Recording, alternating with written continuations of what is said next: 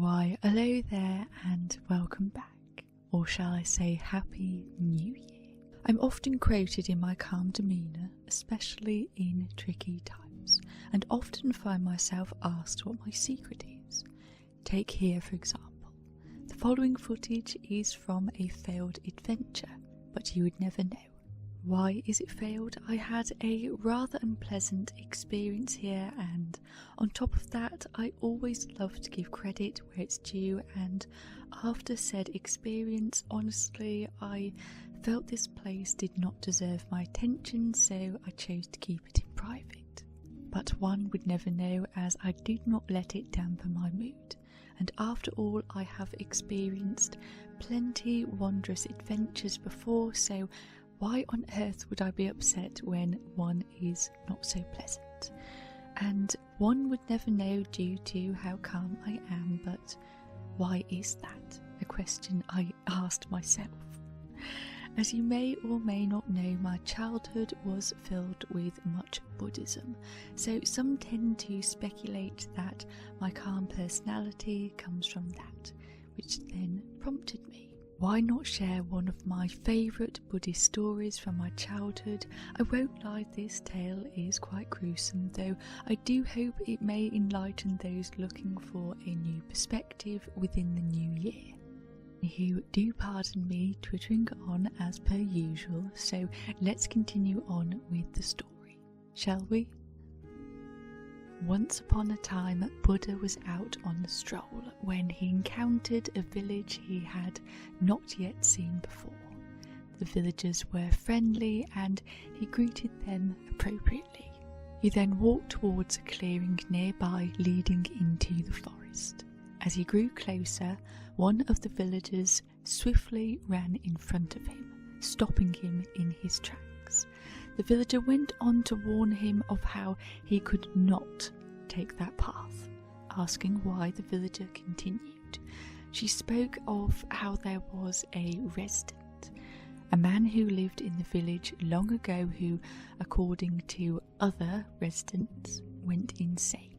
So insane that one day he stood in the middle of the village and proclaimed loudly how he was going to kill 101 people. At the time, none of the villagers thought anything of it. Perhaps he was drunk and being overly dramatic. He then dashed deep into the forest, taking the exact path Buddha was going, and vanished. But then, so did every other villager that took that path. The villagers were terribly frightened because they knew he was involved. They called him Angulimala, which in English the direct translation is garland of fingers, because with every kill he would take the victim's thumb and place it upon his necklace, like some sort of an evil trophy. She then said according to witnesses they believe that he's up to 100 kills, and all he needs is one more, and they did not want Buddha to be 101. Buddha spoke up and said how if what she says is true, then he has to walk the path. Shocked, she asked why. He only needs one more thumb, doesn't he? So if I go, then his reign shall be over. All will be at peace. And plus, if I don't go, then who else will? Therefore I must. The villagers thought he was perhaps just as insane as the killer, but out of fear they did not stand in his way. So there he walked along the path, all alone, gently, at a steady pace. As he grew deeper into the forest, he noticed a shadow-like figure within the corner of his eye. He turned his head to see what roughly appeared to be the silhouette of a man stood next to a tree, holding what looked like a machete. No doubt this was him. Buddha did not hide his gaze, nor did he pick up the pace. Instead, he gave the man a soft smile, acknowledging him before shifting his gaze back to the path and continuing on as if he had not a care in the world. This angered the killer.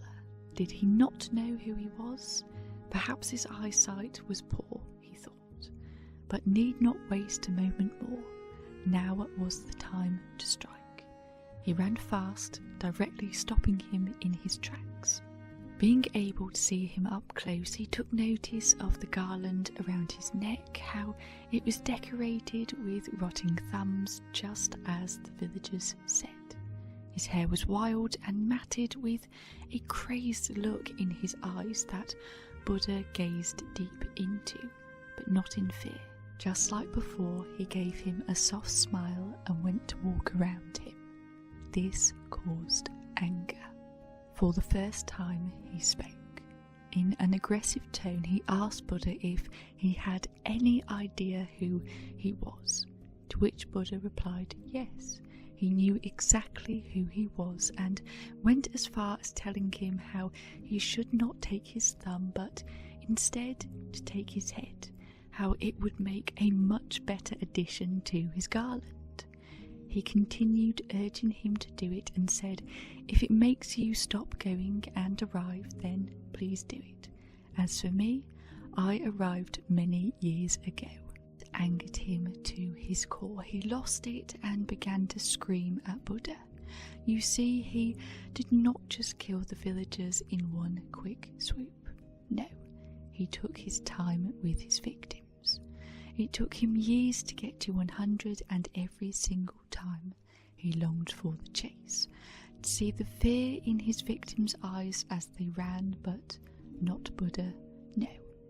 There he stood still, went as far as to smile at him, and now he's saying he wants to be killed? The unsatisfaction of his last kill drove him nuts. He called Buddha the madman and told him to explain himself. And what exactly does arrive and go mean? Where was he going? What Buddha said next does not make a whole lot of sense, because remember, this was back in ancient times. So let me tell you the modern version. Let's say you befriend a wealthy couple, but then the same couple will be upset. You'll notice them cry, so then they'll go out and buy a car. Then sometime later, they're upset again, so they go out and buy another car. And one after that, they keep going to get cars. But how can they still be upset? They're wealthy, they don't have a single debt to pay, and can afford all of these lovely cars. It is because they are going, they have not arrived. What about cheaters? Have you noticed that cheaters don't just cheat on one person? They cheat on one, then they go to the next, and go to the next, and go to the next. Or what about people who are obsessed with celebrities? They'll go out and buy some celebrity merchandise, and then what's this? They'll check their phone and this celebrity has just released more merchandise. So then they'll have to go out and get it. And you'll also notice that the same people, if they don't get that one thing they're desperately chasing after, they'll have a breakdown. No matter what, they never seem to be truly satisfied. And so they keep on going. You see, this is a result caused by unfulfillment, which is a state of mind, nothing more. As long as they are unfulfilled, they shall forever keep going, because they are subconsciously trying to fill the gap, but in doing so, they shall never realise that they shall never be fulfilled, or as Buddha said, arrive. It is all self-inflicted, you see.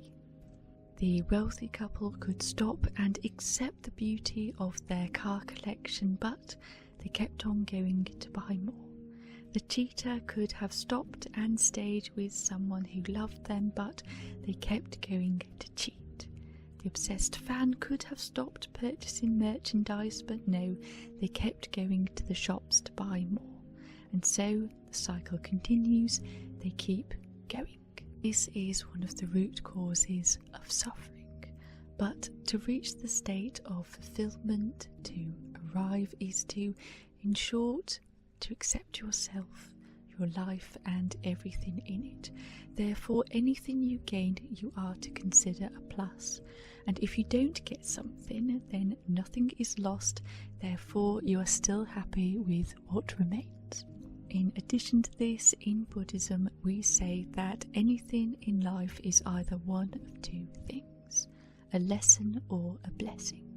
If something doesn't go your way, do not question it, for it is a lesson. Anything added is a blessing and should be cherished. Now back to the story. After Buddha explained this to the man, he continued. He said, "My job is making people arrive. All I ever wanted to do was share my ways with just one person. And I did many years ago. And that day I arrived. And since that day, everything after that leading up to this very moment has been nothing but a blessing." He held up his hand one last time and told him to take his thumb, and said if he believes taking the thumb will make him arrive, then do it. But with something like this, he doubts it. Realization kicked in and it dawned on him. Buddha was right. No one put him in this position and no one can.